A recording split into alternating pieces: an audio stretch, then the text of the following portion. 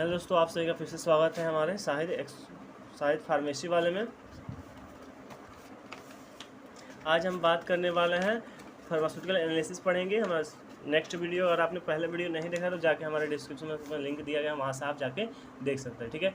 Method of expression of concentration of solution, यानी कि solution के कंसंट्रेशन को कैसे मेजर कर सकते हैं। कंसंट्रेशन का मतलब क्या होता है कि जैसे यहाँ पे कोई भी आपको सोल्यूशन दे दिया गया है, ठीक है, तो आप कैसे मेजरमेंट करेंगे कि यहाँ पे हमारा जो क्वांटिटी है वो सोल्यूशन है उसमें कितना हमारा सोल्यूट है और कितना सॉल्वेंट है, सोल्यूट और सॉल्वेंट। ठीक है, और कितना हमारा सॉल्यूट और सॉल्वेंट है। ठीक है, तो इसी को हम मेजर करते हैं, इसी को हम क्या बोलते हैं, कंसंट्रेशन बोले, क्या बोलते हैं, कंसंट्रेशन। ठीक है, यानी कितने प्रकार से हम मेजर कर सकते हैं सॉल्यूट और सोल्यूशन सॉल्वेंट को। ठीक है, अब यहाँ पे सोल्यूशन वर्ड आता है, तीनों को समझने का कोशिश करते हैं। सोल्यूशन जब दोनों मिक्स होते हैं तो क्या बनता है, सोल्यूशन। क्या बनता है, सोल्यूशन। यहाँ पे हमने कुछ वजन ले लिया, ठीक है, यहाँ पे मान लीजिए हमने चीनी ले ली, चीनी ले लिया, ठीक है, और यहाँ पे हमने पानी ले लिया, चीनी और पानी ले, हमने क्या बना दिया, शरबत बना रहे हैं। क्या बना रहे हैं, शरबत। आपको शरबत पीना है तो पी सकते हैं। ठीक है, तो ये क्या है, शरबत हमने बना दिया, यहाँ पे हमने पानी ले लिया। ठीक है, अब क्या किया, यहाँ चीनी ले लिया और पानी ले, हमने बना दिया शरबत। अब आपको हम ले जा कहे लो शरबत पी लो।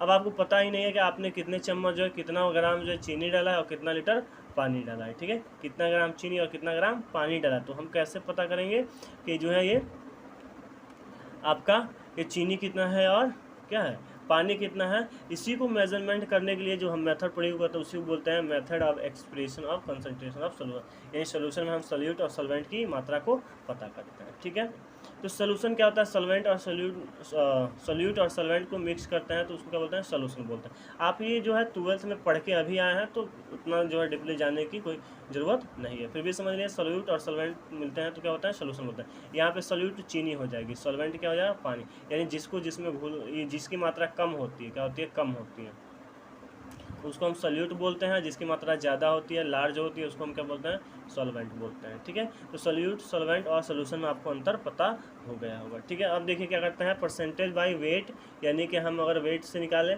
तो मास ऑफ सॉल्यूट, यानी सॉल्यूट का क्या लेंगे, मास लेंगे, और सोल्यूशन का क्या करेंगे, हमारा सोल्यूशन लेंगे, सोल्यूशन का मास लेंगे, और क्या करेंगे, यहाँ पे 100 से डिवाइड कर देंगे। यहाँ पे समझने का कोशिश, हमें निकालना है क्या, सॉल्वेंट निकालना है, क्या निकालना है, सॉल्वेंट निकालना है। ठीक है, यहाँ पे मान लीजिए 2 kg हमारा जो है यहाँ पे आपका क्या है, सॉल्यूट है। क्या है, सॉल्यूट, ऐसे दिखा देते हैं सॉल्यूट को। यहाँ पे क्या है, सॉल्यूशन क्या है हमारा, आपका 5 kg है। क्या है, 5 kg। ठीक है, 5 kg।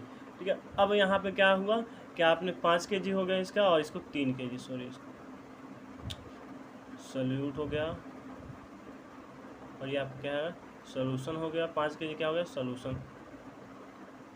जो आपका सोल्यूशन बनाओ कितना करेंगे, 5 kg का है। आपको पता क्या है, सॉल्वेंट, तो हम क्या करेंगे, परसेंटेज करेंगे, कितना परसेंट इसका है। ठीक है, तो क्या करेंगे, यहाँ पे 2 kg ऊपर लेंगे, और क्या करेंगे, यहाँ पे 5 kg लेंगे, यहाँ पे 100 से डिवाइड कर देंगे। ठीक है, तो ये जो है क्या करेगा, 20 25 100। ठीक है, और 2 से गुणा कर दें, यानी 40% हमारा क्या है, सॉल्वेंट है। क्या है हमारा, 40% क्या है, सॉल्वेंट है। ठीक है, क्या है, 40% सॉल्वेंट है। ठीक,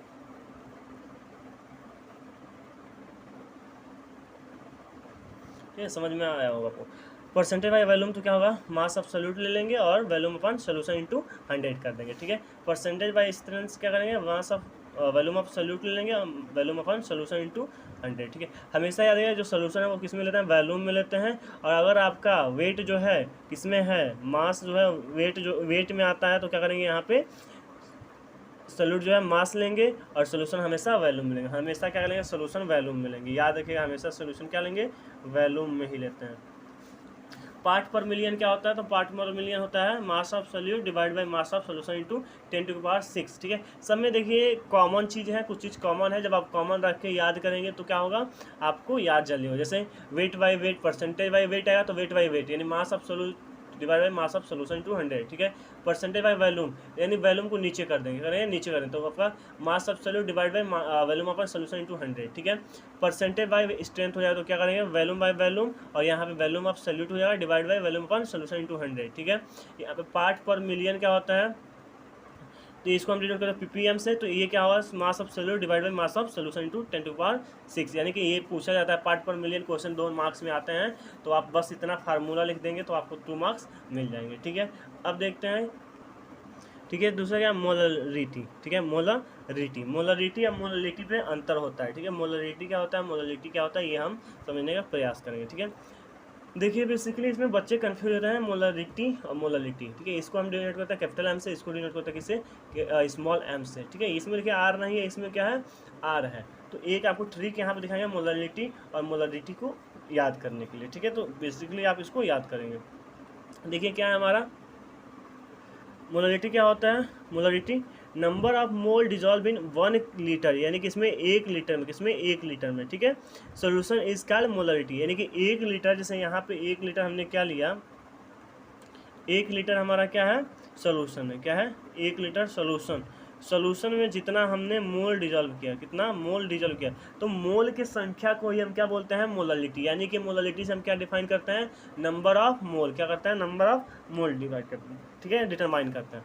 उसके बाद यहाँ क्या है, मास, इसको हम रिप्रेजेंट करते हैं किससे, कैपिटल एम से। और ये क्या होता है, mass volume, sorry M is क्या है, number of mass divide by number of volume of solution in litre. ठीक है, क्या volume of solution in litre. ठीक है, अब मोलरिटी क्या होती है, तो इसको हम रिप्रेजेंट करते हैं। देखिए इसमें क्या है, आर है, तो आर का मतलब क्या है, लीटर। क्या हुआ, लीटर, यानी कि number of mole dissolve in litre, यानी कि जब लीटर में हम नंबर ऑफ मोल को ज्ञात करते हैं, डिजॉल्व करते हैं, तो उसको हम क्या होता है, मोलरिटी बोलते हैं। अब मोलरिटी में क्या होगा, केजी में, हमारा सोल्यूशन किस में जाएगा, केजी में, सॉल्वेंट बोलेंगे यहाँ पे। ठीक है, तो लिखेंगे क्या, number of mole dissolve in 1 kg, किसमें 1 kg solvent is called molarity, is called represent by, sorry it is represent by small m. इसको हम किससे देखते हैं, स्मॉल एम से दिखाते हैं। ठीक है, और देखिए क्या होता है, यानी कि इसको हम क्या कहते हैं, केजी में, हमारा सॉल्वेंट किस में होता है, केजी में होता है, किस में होता है, केजी में, हमारा सॉल्वेंट किस में होता है, केजी में होता है, याद रखिएगा। ठीक है, ये क्या हो जाएगा, number of mole divide by volume of solvent in KG. अब देखिए यहाँ पे केजी कर देंगे, यहाँ पे आर नहीं है, तो आर नहीं है तो केजी, याद रखिएगा। डिफिनेशन सेम लिखेंगे क्योंकि हमें बहुत ईजी बनाया है। ठीक है, बहुत ही ईजी तरीके से समझाने का प्रयास। तो हमारा जो मोलरिटी होगा किस में होगा, केजी में होगा, किस में होगा, केजी में, यानी कि हम क्या करें, वॉल्यूम ऑफ सॉल्वेंट जो हमारा केजी में होगा और वॉल्यूम ऑफ सोल्यूशन किस में होगा, लीटर में। तो इसमें हम नंबर ऑफ मोल क्या करते हैं, लीटर में डिजॉल्व करते हैं, इसमें क्या करते हैं, केजी में डिजॉल्व करता है। ठीक है, अब हम देखते हैं नॉर्मलिटी क्या होता है।